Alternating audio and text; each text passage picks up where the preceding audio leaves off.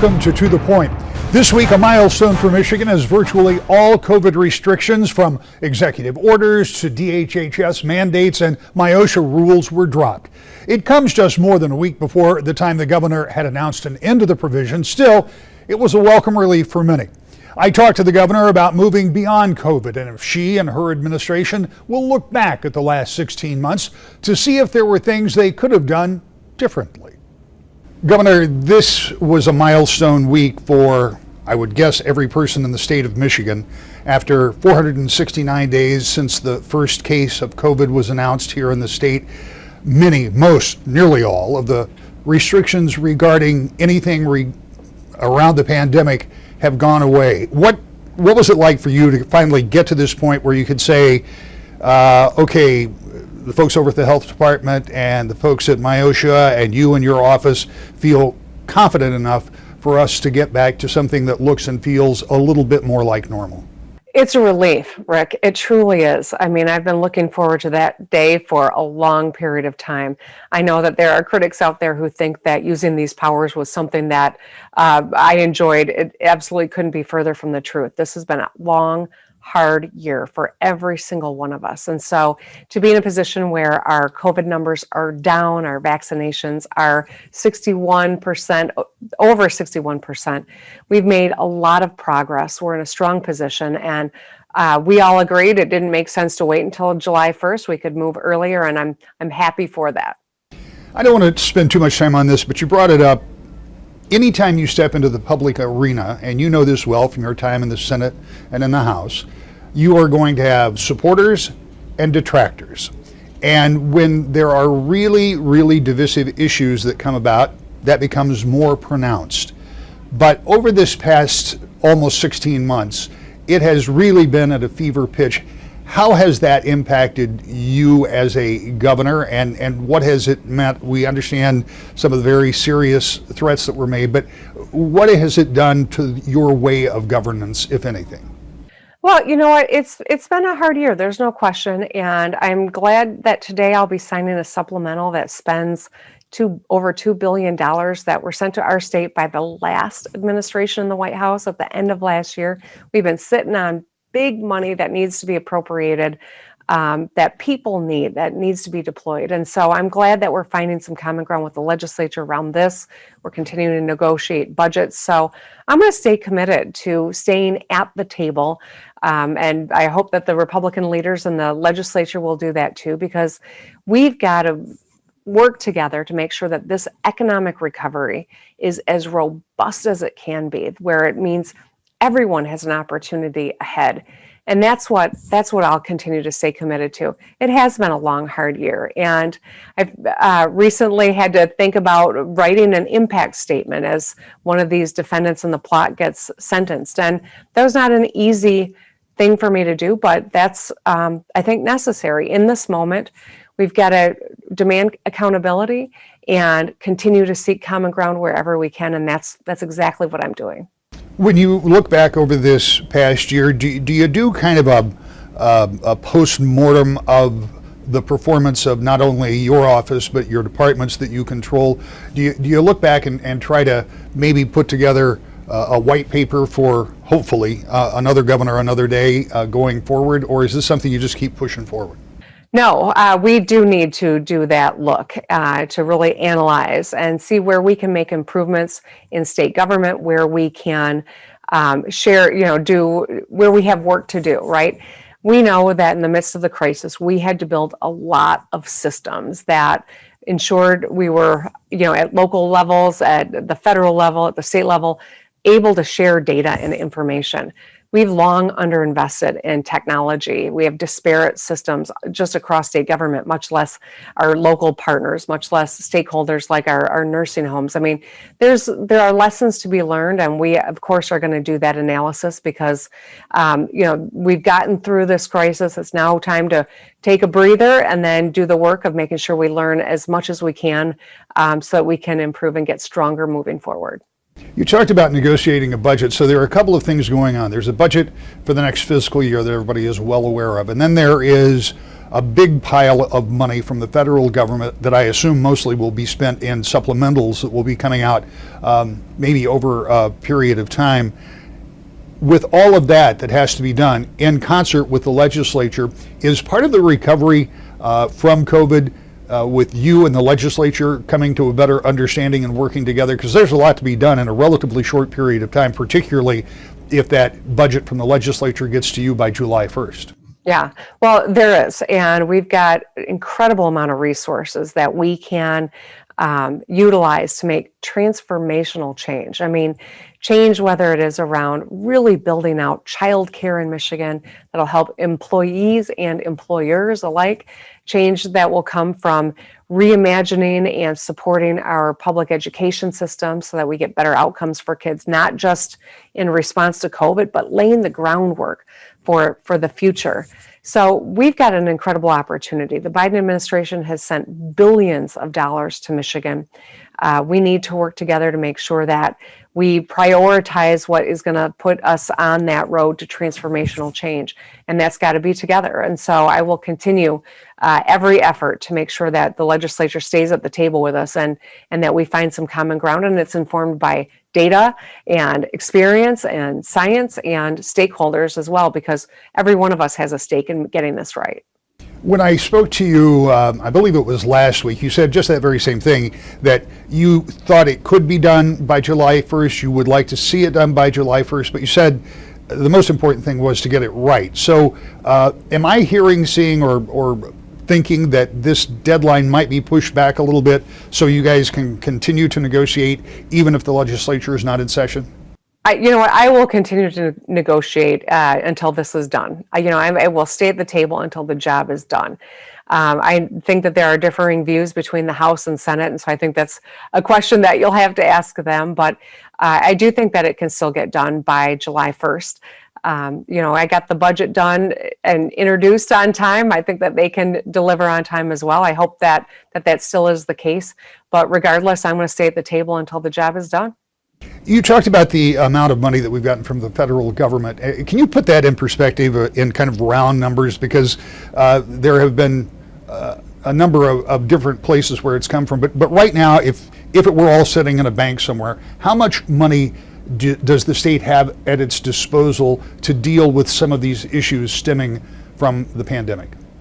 Well, it's a hard question to answer because it's coming from a lot of different places and going to a lot of different destinations. For instance, there is over $4 billion going to the local government, right? There are billions going directly to schools. Most of it still has to be appropriated, and so even though the legislature has a role, they don't necessarily have discretion over how that is spent. And so when you think about what is coming, all in total, it's over $14 billion coming into Michigan. For perspective, I'll just tell you that I was on appropriations. That's the budget committee in the legislature. It's a great place to be if there are resources. We never had resources. For 20 years, our general fund has stayed flat.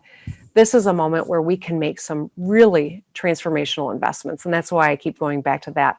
We've got to find common ground because this is the way that we boost our economy and get us on a runway that leads to success and opportunity for everyone who calls this great state home.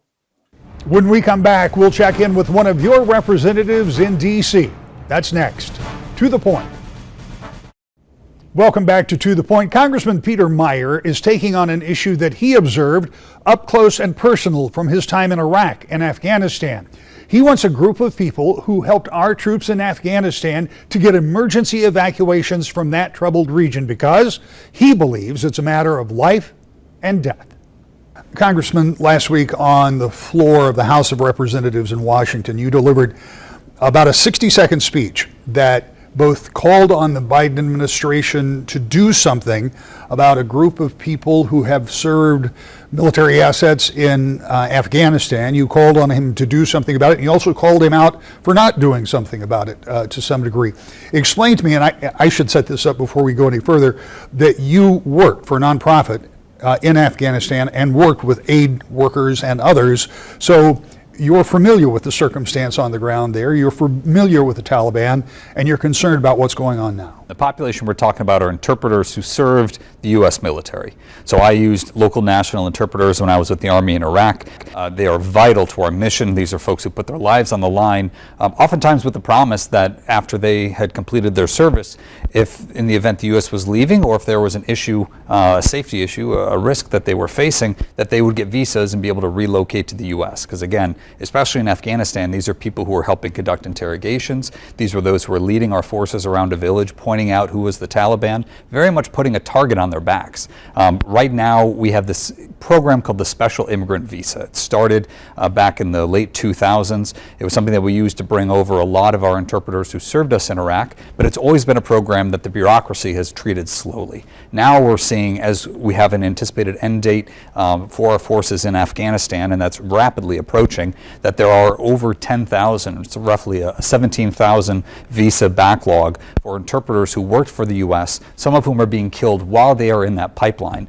And with our pending removal of forces, we need to be making sure, and the Biden administration needs to prioritize getting those folks to safety. And we're working to strengthen some of the areas around that visa program through the legislature. But we also really need to be focusing on a relocation and evacuation scenario similar to what we saw after the Vietnam War with Operation New Life under the Ford administration. So that's why I called on President Biden to get these folks to Guam, to focus on getting out of harm's way those who put their lives on the line to serve this country.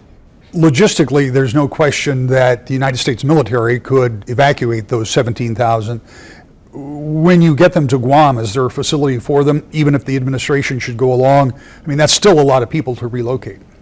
We currently have some existing facilities that can be repurposed, but we most likely need the Seabees to do the same thing they did in 1975, which is to create some temporary structures for holding these individuals, many of whom have already had their initial security screenings, and frankly, they were vetted when they served with the U.S. military. So it's more an issue of just expediting that paperwork. And right now, the challenge is that our embassy in Kabul, they not only stopped and delayed some of the processing a few weeks ago, but just put everyone on the embassy on lockdown over the weekend because of a heightened rate of COVID cases within the embassy complex. So we cannot be relying on our diplomatic personnel in Afghanistan to be carrying this burden alone. We need to be utilizing a military fallback option before it's too late. You are a member of the Problem Solvers Caucus, which is a group of equally divided Republicans and Democrats who try to come up with ideas that both sides can support, and you work together in trying to come up with policy that isn't divisive. Do you have any support within that caucus about getting these interpreters out of Afghanistan? Yeah, we have a lot of support among that caucus, and we have a bipartisan group that we formed out of that called the Honoring Our Promises Working Group. That's all, or the vast majority of whom are military veterans. We have folks who served in the Vietnam War who very much look back at what happened after Vietnam, seeing Saigon fall, and want to make sure that that shame isn't repeated again, that we're not again abandoning our allies to a certain death, and including a lot of members of the post 9/11 military generation, folks like myself who have served in Iraq or Afghanistan, who want to make sure that we are taking care of those who took care of us. I mean, again, this is personal. I know many interpreters from my time in Iraq, and obviously anyone who served in Afghanistan, you were serving alongside local national interpreters who were very much putting themselves in harm's way to help complete the mission.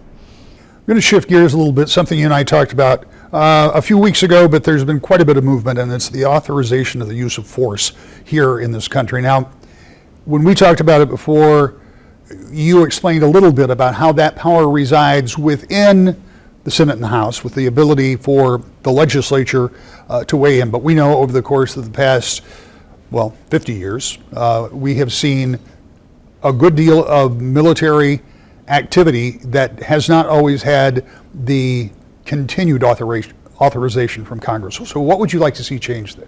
Yeah, well, if we are sending men and women into harm's way, we need to reprise the constitutional responsibility that approval rests with Congress. And right now, all of our projection of forces abroad are underpinned by what are called AUMFs, Authorization for the Use of Military Force. We have 4 AUMFs on the books. We have the 2001, which has been used first in Afghanistan and then used to expand the global war on terror to nearly 20 countries around the globe. And that was originally Al-Qaeda and associated forces, but was brought in groups that were fighting Al-Qaeda, groups that didn't exist on 9/11. So that has been an overly broad authority. But where our focus has been initially is on the other three authorizations. The 2002 authorization that underpinned the second Gulf War, the 1991 that gave us justification for the first Gulf War, and then my favorite, a 1957 authorization in the Eisenhower administration, just in case we needed to invade Lebanon because the communists were playing around. So I authored legislation to repeal the 57 that made its way unanimously out of our Foreign Affairs Committee along with the 91, and then also co-sponsored legislation which passed the House last week to repeal the 2002. So it's very much reprising Congress's Article 1 responsibilities around war making, clearing out in an act of constitutional hygiene these authorities that could easily be abused by a future presidential administration, while at the same time focusing on how we reform our war powers and have Congress really take that driving seat as our founders intended as we reevaluate what our war on terror should look like after the 20th anniversary of 9/11 and the end of our military operations in Afghanistan. What kind of support do you have in the Senate for these, or have you tested that yet?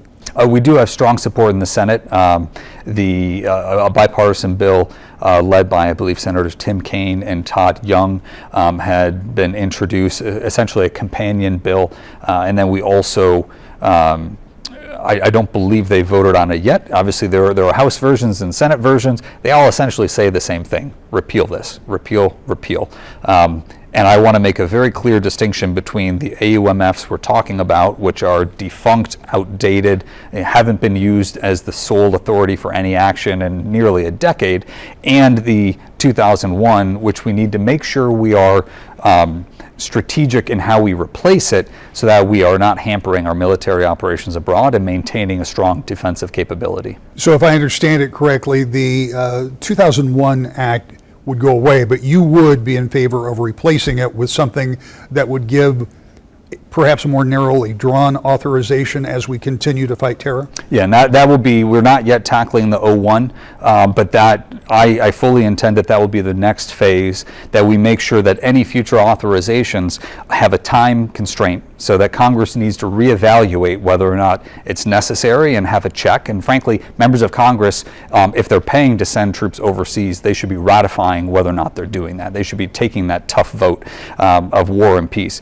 And then number two, have geographic constraints so that a piece of legislation originally intended for Afghanistan isn't being used half a world away. And then number three, have a much more clearly defined sense of who that target is. So if that results in multiple authorizations, so much the better, but just making sure that Congress has the appropriate oversight and can't just wash its hands of its constitutional responsibilities. You talk about taking big votes. There's some big votes that have already been taken in Washington and some big ones that are coming up. One of the biggest that is looming, at least from a price tag standpoint, is on infrastructure and what that may look like. We were talking just as we came in the studio. There are a bunch of iterations of what that might look like. You discussed those, but in general, the question is, I think, and you will correct me if I'm wrong, for many Republicans, what is infrastructure and what is not infrastructure? Because it's pretty easy for most people to agree that roads and bridges and sewers and water systems are a mess and they need something.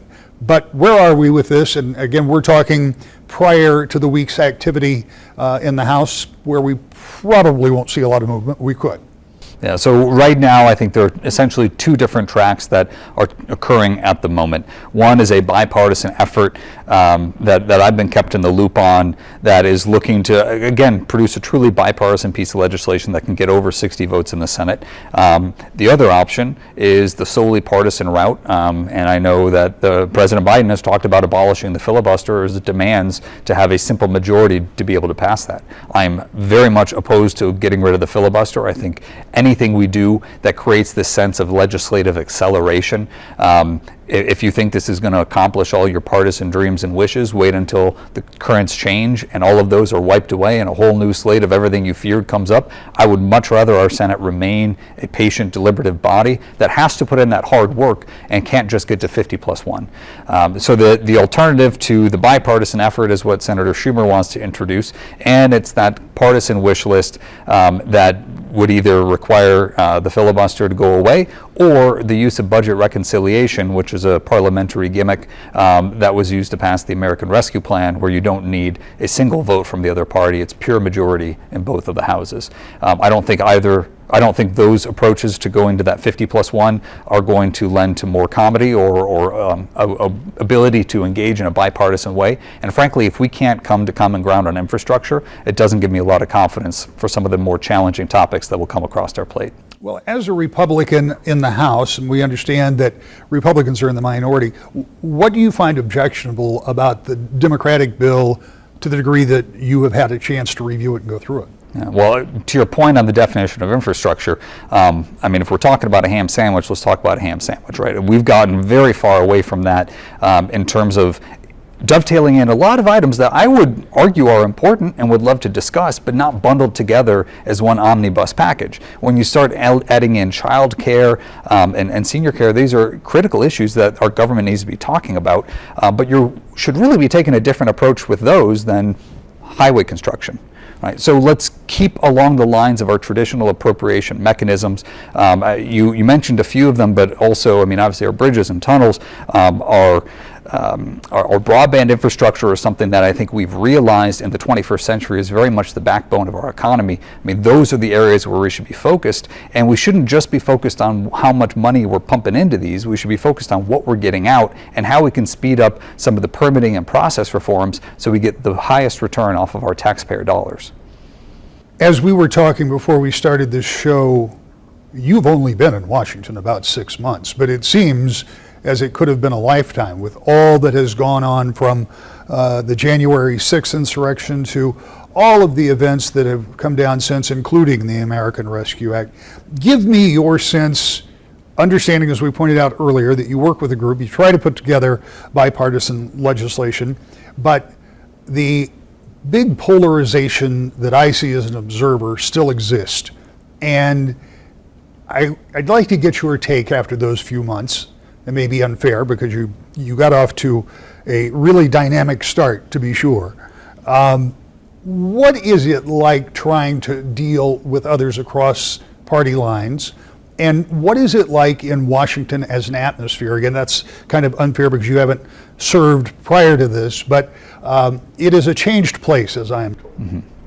Well, just last week we were able to take off our masks on the House floor, which was wonderful because I finally figured out what a lot of my colleagues look like. It was hard enough just going based off of haircut and height and just overall generic descriptions.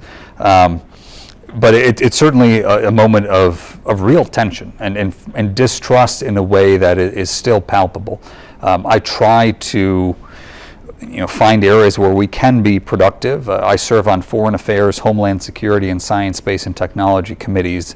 Those are all quite bipartisan or nonpartisan, if you will, in their aims, which isn't to say we won't have partisan issues arise, but there's far more that unites us in terms of where we think the country should go when it comes to having strong foreign security and good relations with our allies, when it comes to protecting domestic security and balancing security and civil liberties, when it comes to improving our research and development apparatus and making sure that we're not letting China, as they are today, beat us on research and development and on the technology investment more broadly. So that has been a nice refuge to be productive and get something done, but it's certainly challenging when you have members on one side or the other who will just flat out refuse to work with another member because of their voting records or histories. I've been really dismayed at how that has manifested itself in the lack of distrust on the floor, and I hope we can get to a better place soon. Back with a final thought in just a moment. Due to special programming over the next few weeks, our show may run only during our Saturday time slot. That's at 7:30 p.m. But we'll be here and we'll be profiling the only state Senate race in our area this year. Hope to see you then. To the point.